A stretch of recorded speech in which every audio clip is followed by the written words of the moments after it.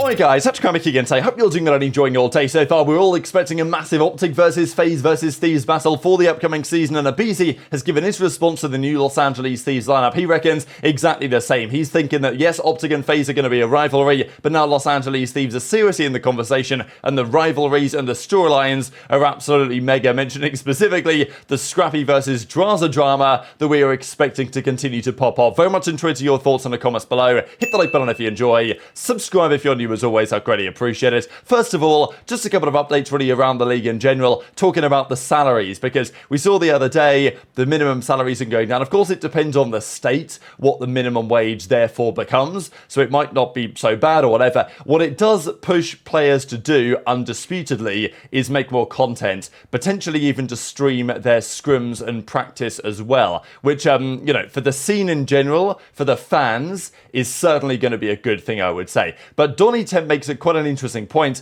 that doesn't apply to the top teams. Like, if you're a top team, if you're an OpTic, if you're a FaZe, if you're a Thieves, and you're making good money in terms of salaries on a year-by-year basis, then you can afford to not stream if you don't need to, right? So let's say Shotzzy, if he streamed OpTic scrims from their point of view, he would be making so much money more a month, it's ridiculous. However, how much does that extra money matter when you're trying to win events and you're trying to cement a legacy and you're trying to win another world championship or whatever, and OpTic and, or well, let's say FaZe and Thieves and these other teams that could be contenders can watch all of your stuff?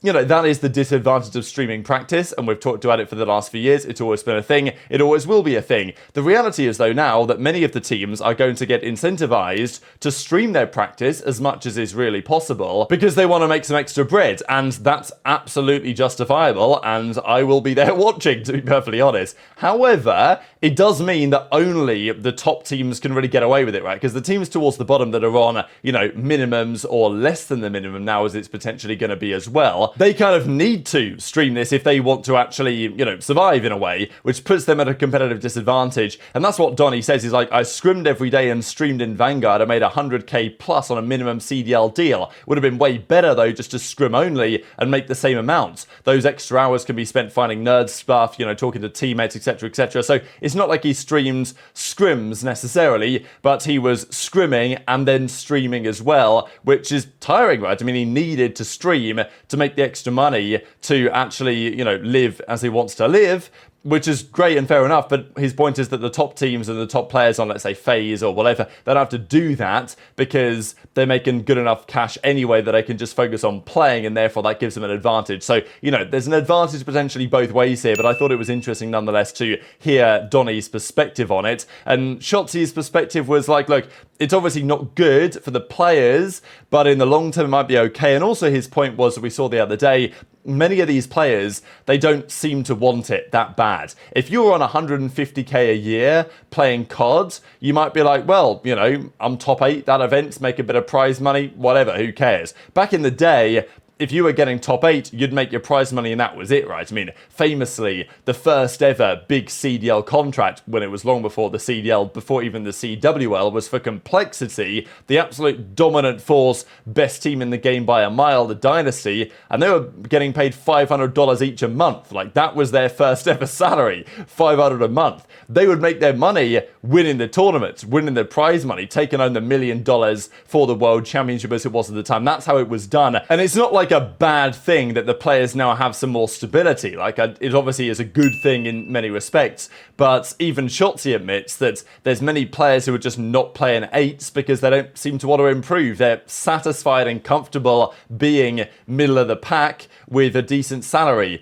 If that's no longer the case for many of these guys, then it does change the dynamics of the league, probably for the better in terms of entertainment, to be honest, and more teams potentially competing for championships. But it's not necessarily good for the players. Obviously, there's the debate on that is going to continue. Couple of quick Warzone things. There was some drama, as ever. Scrappy giving his thoughts on the Warzone players, of course, taking them down, winning the tournament as they did a couple of days ago now. Scrap and HyDra knocking out Ahsoka and Shifty, well, in the first round. Then they got knocked out of the losers bracket as well. Scrap was giving his thoughts on it as well, kind of talking about how therefore it wouldn't be that challenging to go over to Warzone and absolutely destroy those guys. He did give some interesting perspectives, I will say, on the fact that the Warzone guys do have good awareness, right? I think, you know, in Warzone, I think that's the point. Those guys play Warzone all the time, and therefore, you know, let's say the Hisoka, Shifty, Biffle trio, they are absolutely top level in that game. He says, like, it would not be easy to move over to Warzone and dominate. Whether, you know, Scrap, HyDra +1 could move over to Warzone and become one of the best teams very quickly and dominate most of the competition, absolutely, as far as I'm concerned. But it wouldn't be easy to go over there and dethrone those guys, for sure. And obviously the same thing the other way around as well. So, you know, some interesting perspectives on this, really. And I'll share the clips alongside the aBeZy thing we're going to talk about in a second. This is pretty interesting, actually. So Repulsor's putting on some tournaments, such as, you know, World Series of Warzone, rosters, basically Warzone tourneys and stuff. And as he said, 2 spots left for the tourneys today. Let me know who wants in. The lobby is absolutely stacked. And this is an interesting question from Jake Hale. Well, now, is it worth it for the CDL pros to do this? No. You know, they've given their perspective and they agree with it, and that's fair enough. And I don't disagree either. But it would be interesting to see a couple of pro players put their money where their mouths are, as it were. And to be fair, like to Hisoka and Shifty, they went and played the tournament with Shotzzy, Drazah, Simp, aBeZy, Scrap, HyDra. And, you know, they somewhat held their own. Sure, it was last place, but they didn't get completely embarrassed. And, you know, maybe it would be interesting to see what this would have been like the other way around. If Scrap, HyDra, Envoy, I don't know, spawned into a Warzone tourney to see how it was going to go. And Repulsor saying, look, like, good one. They always tell me no, basically. And, you know, no troll, I think it would at least take $100,000 prize pool, but I fear budgets are no longer what they used to be back in the day. It's off-season, bro. They should just do it for the content. And he says, I'll reach out to them again, but the last couple of years he's tried, and it's not necessarily gone to plan. But I wanted to share this clip here from Mason Stockton when he was kind of interviewing aBeZy during that tournament that we saw a couple of days ago, and asked for his reaction to the new Los Angeles Thieves roster, the team that's been formed in many respects to take down FaZe and OpTic, right? We've seen this really after Cold War, when teams were formed with the sole intention of beating Atlanta FaZe. Even the likes of Seattle Surge, looking back on that team, Pred, Sib, Accuracy, Mac, that team was built with the intention to beat FaZe, and that, to be fair, is what they did when they made the grand finals during that season. And FaZe, of course, won all those second places during Vanguard. That's been the gold standard, right? People are trying to build a team to beat FaZe, and over the last, you know, year or so, really, FaZe, because they haven't won as much as arguably they should have done or whatever. OpTic, of course, won this year's World Championship, and they won Major 3, probably the most prestigious major of the rest of them. Then the World Cup, though, was FaZe's. Teams are being built to try and beat OpTic and to try and beat FaZe. And to build a team capable of doing so, at least on a consistent basis, you need some serious talent. And that's where what the Los Angeles Thieves has managed to do certainly comes into play. So aBeZy's thought is, as was Shotzzy's the other day, that yeah, this is going to be a 3-team league. Like, there isn't going to be any obvious 4th contender right now. Even Cloud9, with maybe Sib and Attach and Kremp and Nero is the rumoured team over there. Gentle Mates is going to have the rest of that New York Subliners team with, we believe at least, Skyz and Kiz, potentially alongside Priestahh and Linz running back effectively the World Championship winning team. And then Toronto themselves with Insight, CleanX, Beans, and maybe JoeDeceives. You know, those are all pretty solid teams that I've mentioned, I would say, with some upside, with some downside. But are they going to be on paper good enough to consistently compete with the likes of these three? Probably not. So that's aBeZy's perspective as well. Ace of Stocksman here with Scrap. Bro, you just torched those Warzone kids. They've talked a lot of shit. What do you think now after playing them? Could they come to CDL and dominate? No, like for surely no. But I'm gonna say, like, I don't think pros can go directly into Warzone and, you know, dominate. But you give them a couple months, maybe a month, they're gonna come shit on kids. I promise you that. Okay.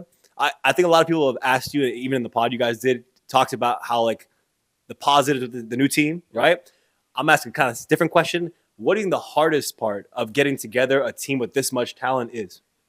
I think probably just finding everyone's comfortable roles. Like you said, there's so much talent that, you know, people are going to want to, you know, get positions that they feel comfortable in. But I just feel like making sure that we're comfortable with each other on the map, finding what we want to do, and just playing out together as a whole. Absolutely. And then you guys have kind of been dubbed, maybe I dubbed it the big 3, OpTic, FaZe, you guys. Out of those two, who are you most excited to go up against into the season? Yeah, I'm always down to play FaZe. You know, me and Drazah rivalry is always a fun one. No matter win or lose, it's just always fun.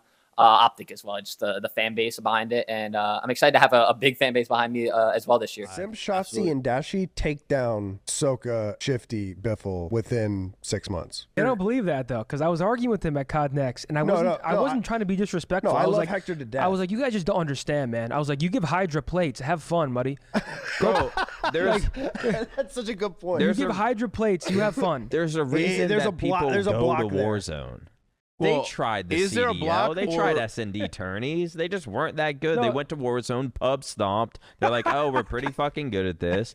And then they ended up over the, like, they tried the CDL thing. I don't think CDL pros would go over and just, like, demolish them. But they would be hovering around, like, the first, second, third, fourth place. Like, they would be at the top. If they switched to CDL, they would just get stomped. Their awareness level in Warzone is like ours in multiplayer. yeah. So like it's just they're not going to come over here and just dominate how they are there, and we're not going to go over there and dominate. You're gonna win some gunfights, but yeah. you're not Chat, gonna somebody with a In brain. these CODs, anyone can win a gunfight. So you know, Somebody with a brain, but no, I just chat. think like it's the mastermind behind the game. It's just we've been playing it for so long at a super high level. Yeah, it's always gonna be tough. Wow, We used to chat, probably, who would have like, thought? couple months ago, Wow. gunfight. That's just Who like, would have guys, thought, like, chat, when, that like, the a few of people that put in the like, most certain teams, time? like, We saw an LAT team formed. Another super team kind of like you guys. What's your first reaction to that? I mean, I think they're gonna be a really good team this year. I think it's gonna be like us, them, and OpTic the whole year. I feel like it's gonna be a battle.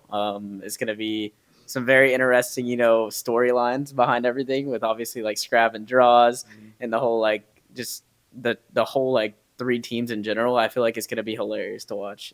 The best thing about this, I would say, in many respects, is that there are just so many storylines between those respective teams. Like, the history between OpTic and FaZe speaks for itself. Thieves versus FaZe is also a banger, mainly because of the Scrap versus Drazah stuff. And then OpTic versus Thieves, historically, has always been great as well. And there's also a few interesting things there. Envoy used to be on OpTic, but they got rid of him effectively for Shotzzy when they had the merger. Ghosty was with those guys before. And last year, Ghosty, after leaving them and going to Thieves, there was talk about the OpTic curse, whatever that would look like. The reality was that the Thieves team was good, but not quite good enough to really contend until at least the end of the season. HyDra was nearly going to go to OpTic a couple of years ago. That never happened. And then Scrappy has been in that kind of conversation as well. So the OpTic versus Thieves rivalry is going to be phenomenal. And, OpTic versus FaZe speaks for itself. And every event, we might end up with a different fourth team in the 4th position on the Championship Sunday. So, look, the league is concentrating. I don't necessarily think it's going to be a bad thing for this season. Very much interested to your thoughts and all this stuff in the comments below. Hit the like button if you enjoyed. Subscribe if you're new. Take care, and I'll see you next time. I'm actually so doped up to watch like everything unfold. Like, even just the weeks coming, awaiting the release of Black Ops 6. This is probably the most excited I've ever been for any roster that we've ever had at 100 Thieves, and I do not say that lightly. Idiots. I'm part of dead it. serious. We're lying. We're lying. Any roster that we've ever had at 100. This is probably the most excited I've ever been for any roster that we've ever had at 100 Thieves, and I do not say that We're lightly. lying. I'm part of it, dead though. serious.